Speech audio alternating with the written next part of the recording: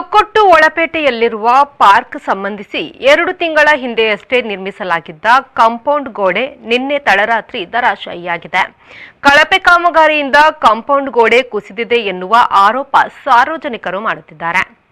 ಒಳಪೇಟೆಯಲ್ಲಿ park ನಿರ್ಮಾಣಗೊಂಡು ಹಲವು ವರ್ಷಗಳು ಕಳೆದಿತ್ತು. ಇದರ ಸೌಂದರ್ಯೀಕರಣ ಹಾಗೂ ಇಂಟರ್ಲಾಕ್ ಅಳವಡಿಕೆ ಕಾಮಗಾರಿ 2 ತಿಂಗಳ ಹಿಂದಷ್ಟೇ ಪೂರ್ಣಗೊಂಡಿದೆ.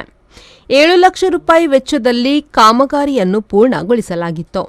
ಆದರೆ ಇದೀಗ 2 ತಿಂಗಳು ಮುಗಿಯುವುದರೊಳಗೆ ಕಾಂಪೌಂಡ್ನ ಗೋಡೆ ಕುಸಿದು ಬಿದ್ದಿದ್ದು, ಜನರ ತೆರಿಗೆಯ ಹಣ 7 ಲಕ್ಷ ರೂಪಾಯಿ ಮಣ್ಣು ಪಾಲಾಗಿದೆ. ಶಾಲಾ ಮಕ್ಕಳು ಸೇರಿದಂತೆ ವಾಹನ ಸವಾರರು ತೆರಳುವ ರಸ್ತೆ ಇದಾಗಿದ್ದು, ಅದೃಷ್ಟವಶಾತ್ ಕಾಂಪೌಂಡ್ ಕುಸಿತದ ಸಂದರ್ಭ ಯಾರೂ ಅಲ್ಲಿರಲಿಲ್ಲ. ಇದೊಂದು ಕಳಪೆ ಕಾಮಗಾರಿಗೆ ಎತ್ತಿ ಹಿಡಿದ ಕೈಗನ್ನಡಿಯಾಗಿದೆ. ಎಷ್ಟೇ ಮಳೆಯಾದರೂ ಈ ಹಿಂದೆ ನಿರ್ಮಿಸಲಾದ ಪಾರ್ಕ್ನ ಆವರಣ ಗೋಡೆಗಳು ದೃಢವಾಗಿದ್ದು, 2 ತಿಂಗಳಲ್ಲಿ ನಿರ್ಮಿಸಿದ ಆವರಣ ಗೋಡೆ ಕುಸಿಯಲು ಕಾರಣವೇನು? ಈ ಕುರಿತು ಜಿಲ್ಲಾಡಳಿತ ತನಿಖೆ ಕೈಗೆತ್ತಿಕೊಳ್ಳಬೇಕು ಎನ್ನುವ ಆಗ್ರಹ ಸಾರ್ವಜನಿಕ ವಲಯದಿಂದ ಕೇಳಿಬಂದಿದೆ. ಆರಿಫ್, ವಿ4 ನ್ಯೂಸ್, ಉಳ್ಳಾಲ.